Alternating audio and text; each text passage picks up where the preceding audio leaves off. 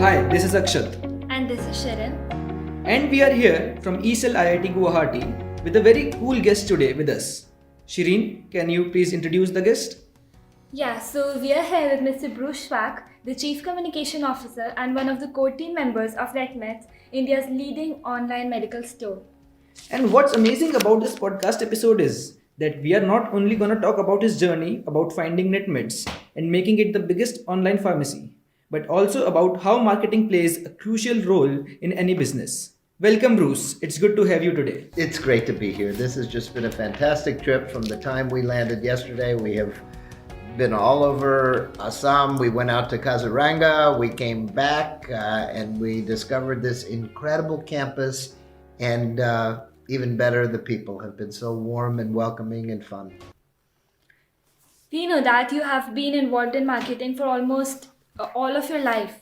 So, can you take us back to the time when you first stepped into it and what was the motivation? Yeah, well, the time I first stepped into it, I think it actually started before any business or any job. I was lucky. I grew up with a father who loved people. And I remember being a kid and walking into a restaurant, and my mother and brother and sister and I would go to the table, and my dad would continue and walk through the restaurant and talk to everybody in the restaurant. And when he would get to the table, Mom would say, "So who were those people?" And my dad would say, "I don't know." He just loved people. And by watching him talk to everyone, it really set me on a path toward being a great communicator. I just love people. I have a natural curiosity about them. And I think that's what enabled me to become a good marketer. Understanding people, what motivates them, what drives their behavior. And then again, I eventually stepped into a role of using my ability to communicate and to conceptualize new ideas and present them to a consumer base. Launched my career in marketing. My first actual job was my own business, where I was selling telecommunications hardware in a marketplace where prior to that you were only able to get telecommunications hardware from the telephone company. So it was a revolutionary new concept, and I was able to present it as an idea that was palatable and launched my career in marketing and sales. Oh, nice, Bruce. We have learned to know that you were using predictive dialing. You were in the predictive dialing business. So Yes. Can you explain more about that? Yes. Predictive dialing is a kind of software that allows you to load in a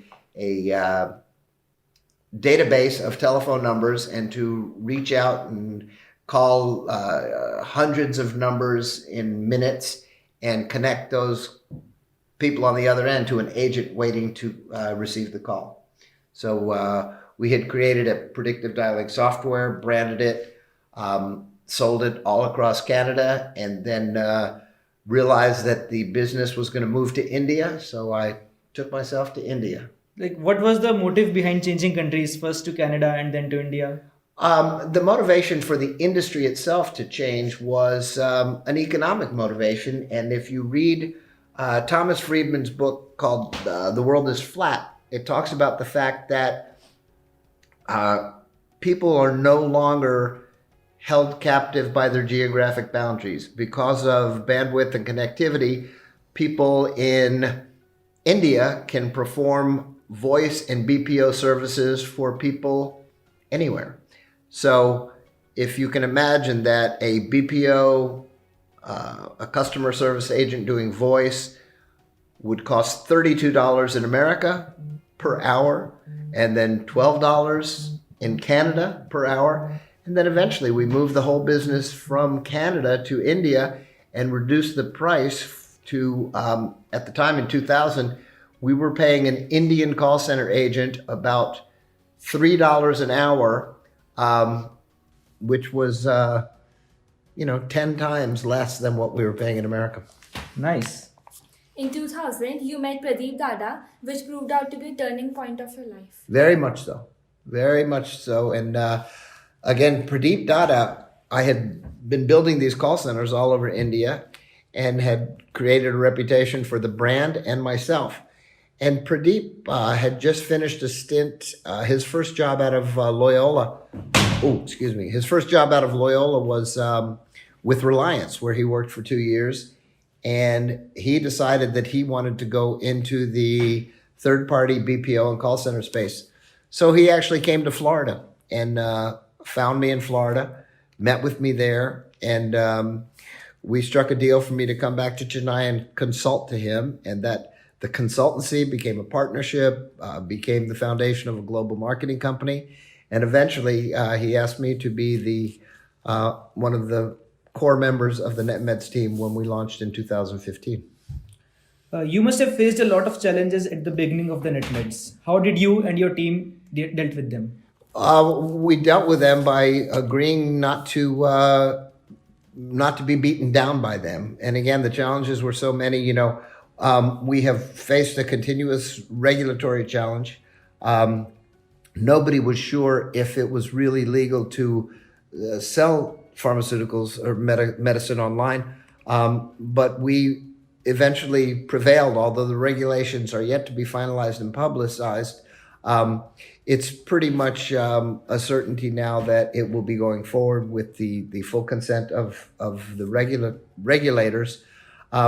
But what we determined, and I think what everybody realized, was that a brick and mortar pharmacist, when you call him on the phone and say, I need a XYZ medicine, he will fill the prescription and then he'll hand that bag to a kid on a bicycle who will pedal it down the street and deliver it to your house.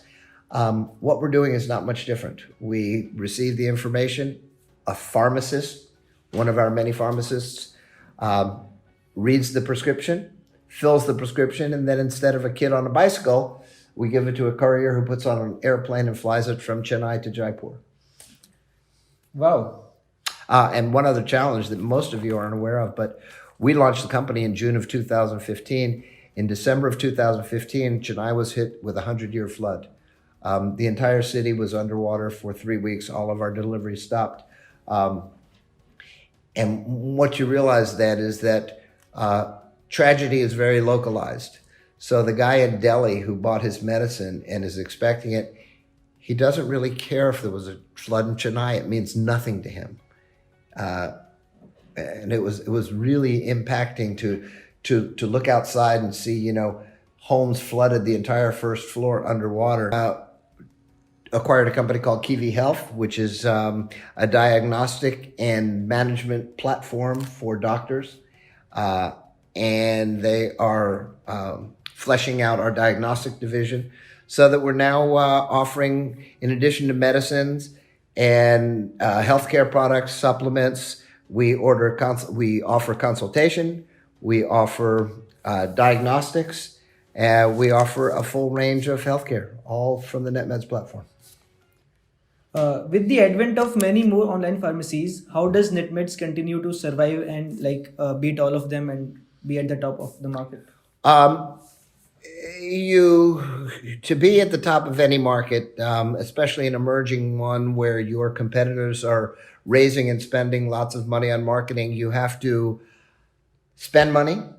You have to spend money very strategically. You have to find your market. What is the real market for you among the billion people? What's the best target for you? What's their age? What's their demographic? And how do you best appeal to them? So that's our strategy, and so far it's working. But again, you have to be agile, flexible, and willing to adopt a whole new strategy if things start turning in a different direction. So a lot of folks out there who are listening to our podcast are interested in startups, but a lot of them don't know how to start. So if you're starting up and eventually own a company, what is your advice to them? My advice to them is this, is first of all,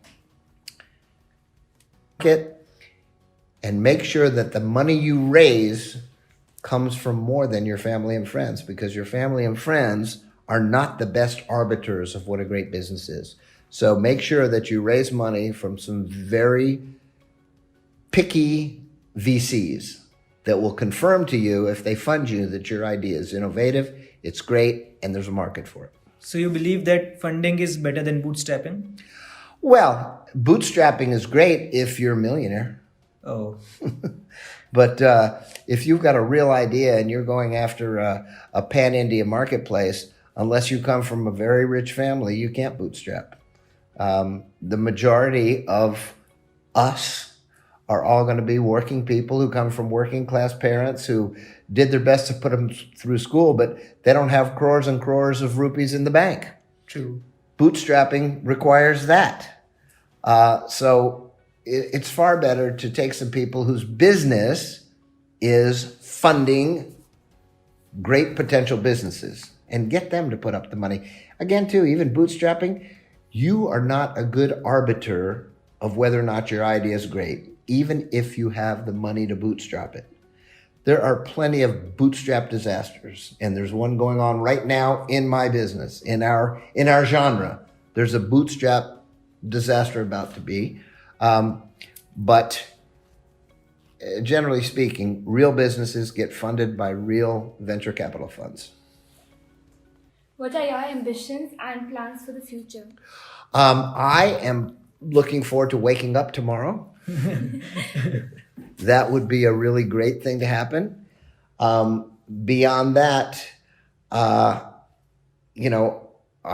plan to be, I strategize to be, and I'll do everything in my power to be a little bit better and stronger in some way tomorrow than I am today.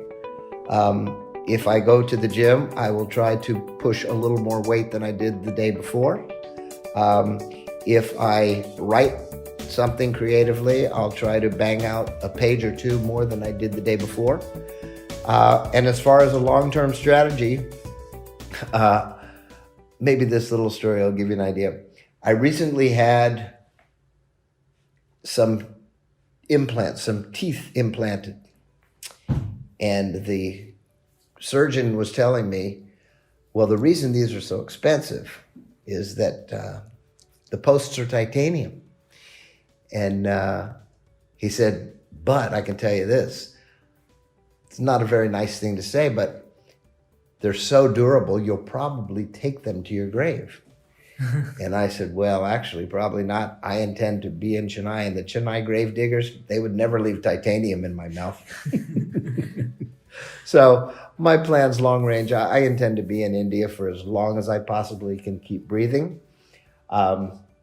People ask me too, how long do you intend to work? Oh, and this is something I forgot to say today. I asked today during the presentation, who was born on July 7th besides Dhoni? Me. Well, what I forgot to ask, Dhoni was born July 7th, 1981. I was born July 7th, 1951, which makes me exactly 30 years older than him. And do you know how old he is? 38. So that makes me 68. So people say, well, gosh, how long do you intend to keep working? This is part of the answer to your question. If I was working, I probably wouldn't want to do that much longer. But I'm not working. I look outside, I see people carrying buckets of mud on their head and walking up a steep hill with a bucket on their head. That's working. What I do, I walk into a place filled with really smart people. I interact with them. We ideate. We encourage each other. Sometimes we laugh at each other and say, that's a terrible idea. That'll never work. And the other guy will say, I'm going to prove it will. And that's the kind of energy. And what I do is interact with other really smart, clever humans every day. Who would want anything else? So I'm not working. I'm just having the time of my life and plan to do it for as long as I can get out of bed and get to the office. That's my plan. You seem to be a gymaholic person. Yeah, pretty gymaholic. So that's self-imposed or suggested by some doctor or... Great story. There's a company, and I'll tell this guy to make sure he listens to your podcast. There's a company called Stepathlon, right? Stepathlon is a corporate fitness regime where they go out and enlist big companies in enrolling their entire population, and everybody competes in a daily walking challenge. So that company was founded by a guy named Ravi Krishnan. Ravi was the CEO of IMG for 15 years. Then he founded Stepathlon, and he was a friend of Pradeep Dadha's. And the company was growing, and Pradeep bought the company, invested heavily in it. Ravi was still the CEO and a shareholder. So Pradeep and I started competing every day in walking. And Stepathlon is based on the concept that you must walk at least 10,000 steps every day. So we'd start walking every day, and then we got the Fitbits and say, how many of you walked and how many have I walked? Oh, so today I've walked 12,000 steps, which is great. So after competing in this walking challenge every day, I'd see Pradeep every morning. How'd you do? 9,450. I beat you. I'm way over 10,000. So after doing that for a while, and I started to see that my physical activity was now far greater than it had been, simply because I've got something to have fun with my buddy about. And there's also this phrase, it works in business and it works in so many aspects of life, that says, what I can measure, I can manage. Well, prior to getting involved in this little step counting thing, there was really no measurement of my physical activity, so I couldn't manage it in any way. And in fact, there was hardly any physical activity. I would play tennis or I'd play golf, but there was no regimented exercise. So after doing this for about 3 months, I said to Pradeep, I said, you know what, I think I'm going to get in a gym. So Pradeep said, well, if you want to, I've got a great trainer. I said, okay. I hired the trainer. The first month was sheer agony. And once you hire a trainer, you just don't quit. Now, one thing I've never done in my life, I've never faked being sick. I think it's a very bad omen, that you don't want to call him work and say, oh, I don't feel well. So I've never faked sick. So now you've got this trainer, and he's showing up to your house every day at 8 o'clock in the morning. And you can think of everything in your mind to try to get out of it, but you can't, because he's there at the door. So once the training began, I just sucked it up and did it. And that was, for the first month, brutal. I mean, really, I didn't think I would survive. Well, then after the 6th month, I started to see changes. After the first year, I would walk by the mirror in my house and I would laugh. I'd say, geez, that's you? And I'm muscled all over. So it just became a lifestyle that I don't ever want to give up, because the rewards are, forget the health rewards. I'm probably just adding years to my life. But just, I'm human, and there's just this vanity aspect. I went to a spa to get a massage, and I was wearing a tank top. And I came out of the massage with my tank top, and I still had the oil on from the massage, and I was walking to my car. A Swiggy driver. He's Swiggy, he's sitting on his 2-wheeler, and he goes, bodybuilder. I had never been called a bodybuilder. And it was just this great reward moment. And again, I'm 68. So, who the hell ever thought that at this point in my life, I'd have a body like a movie star. It's just wild. So that's what compels me to stay in the gym. It was good to have you today, sir. So we would end up this session. It was really fun to have you, Bruce. Hope to see you again. I hope so. I hope you invite me back next year. I'll come for sure.